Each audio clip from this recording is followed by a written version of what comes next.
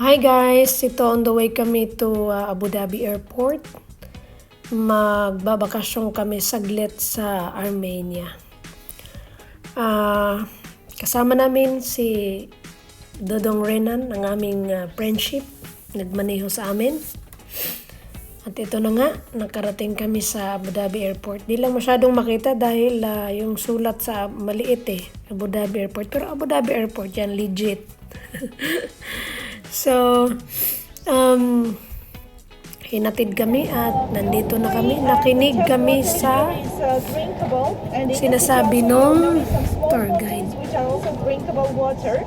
And our city, Yerevan, is safe. Even during the night, you can walk freely. You have our WhatsApp number, so if you have any questions, any issues, 24 hours, you are welcome to call us, to write us anytime. Yes, we'll be in touch.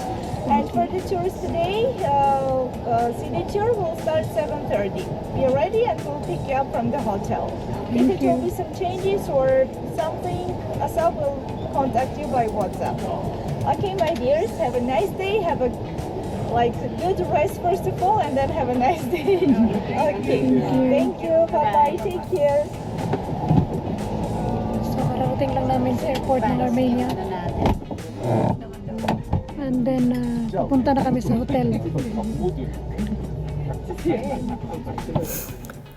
Ang pinakamagandang nangyari dito, first time kong sumakay ng Mercedes ata to. Or BMW, Mercedes ba? Hindi sure. Mamaya makita nyo. Maganda yung parang service ni Ate Juday. Diba? So, yun. Diba, ang ganda nung pagkadating namin. Wala pang ulan. Maliwanag ang paligid. Ganon. Napaka-probinsya type. Maraming mga puno. Very relaxing. Ganon.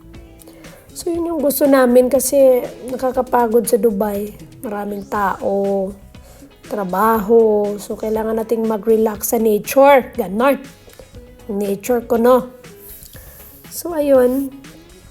Medyo traffic nitong mga panahong ito dahil yun yung katatapos lang ng away ng karatig nilang lugar.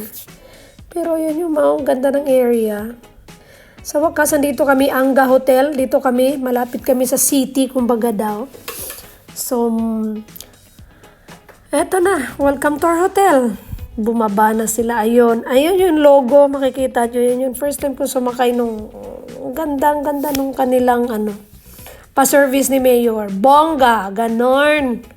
Tinaasan ng level ang customer service. Ganon. Diba? Ang galing-galing palakpakan. Naka-holiday factory kami. Then, ayun, may ganyan na yung sundo, hatid. Kasi para isahang bayad na, wala ka ng problema. So, hey guys, nakarating na kami sa hotel. Sa wakas, pasok na kami. Dahil nagutom na si Akes. So, hey guys, ang oras ay 2:30 ng hapon. We are looking for a restaurant na pwede naming makainan dahil gutom na ang mga bata. At naka-check-in na kami sa hotel Anga. Ganon.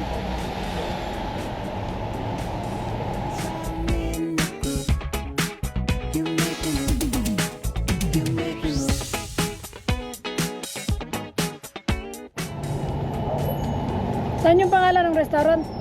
Ayan. Hindi naman nakalagay.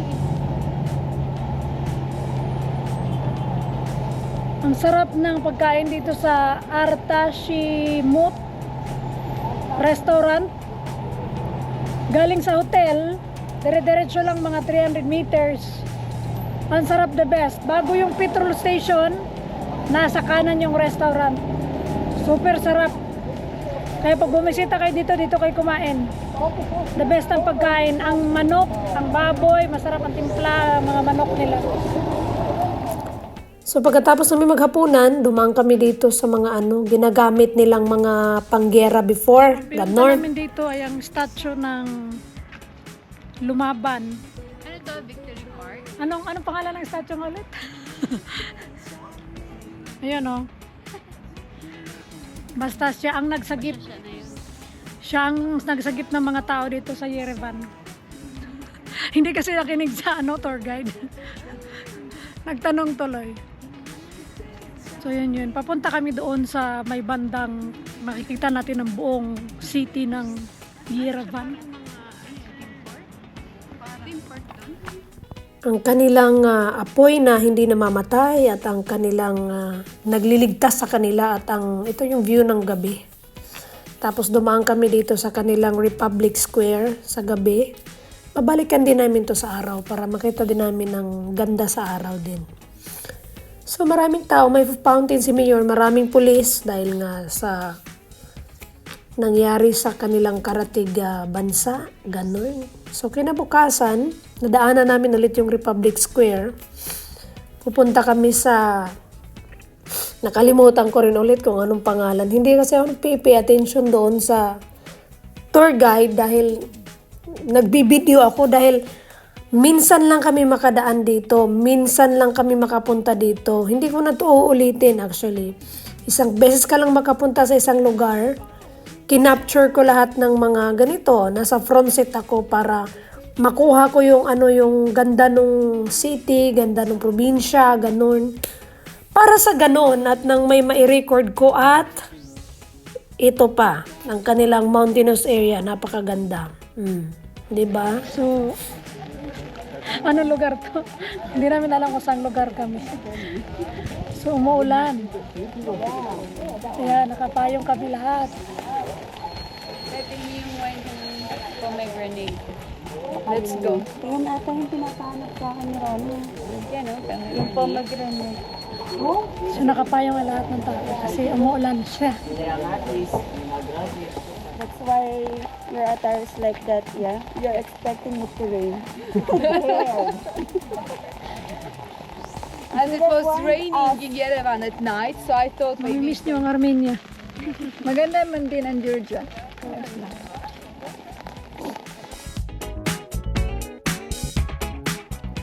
So, ang area dito ay medyo mountainous area. Hindi ito medyo, mountainous talaga.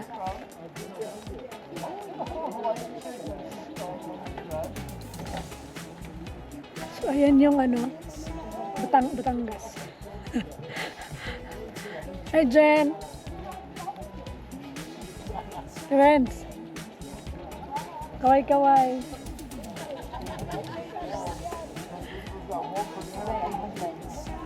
So itong second day namin dito ay maulan. It's raining. The river is called Azad. What is the name? Azad. Okay. It's, I think, same like we have. Azad means free. You're very like fast in googling No, I asked the her. names of. No, You I asked her. Okay.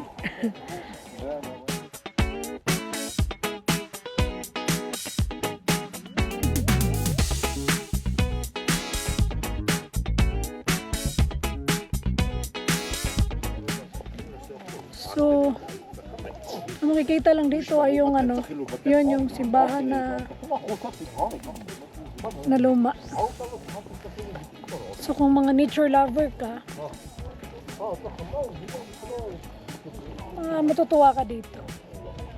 Para ka lang nasa probinsya ng Batangas. Ganon. Mga greenery, chorba, labor, ek. Ganon. So yun lang kasama namin mga matatanda na. Mga may edad na. So, parang napaisip tuloy ako na mas maigil talaga palang mag-travel ng bata-bata ka pa. Dahil may mga edad na sila. Siguro mga nasa 60 na. Ito na yung panahon ng pagliliwaliw nila. Pero kami sinimulan namin ng 40 anyos. Sinimulan ng 40 anyos. Mas maano kasi. Parang mayroon ka pang enerhiya na umakyat sa bundok nila. So yun nga, naglalakad kami pabalik at may isa pa kaming Sumakay ulit kami sa aming tour bus at may pupuntahan kami dito. Lumang simbahan pa din ang aming dadaanan. Again, hindi ulit ako nakinig sa aming tour guide kaya hindi ko masabi kung ano yung ano, di ba? Ang tanga-tanga.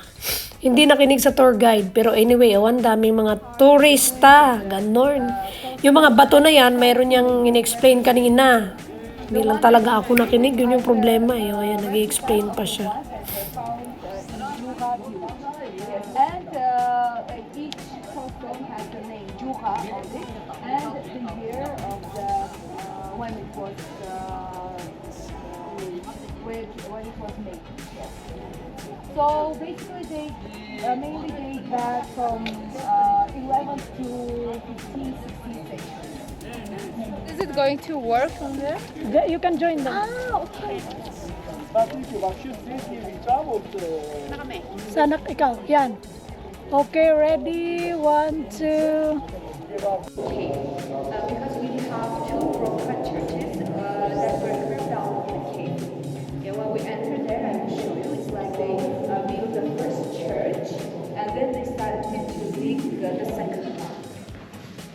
So that is the first local church. Then is the second one. So they started to dig from there. They got here. This is the second local church. And you see that they didn't do the stones on one another to build. Где? Вот здесь направо сразу же... Это не источник, это фонтанчик.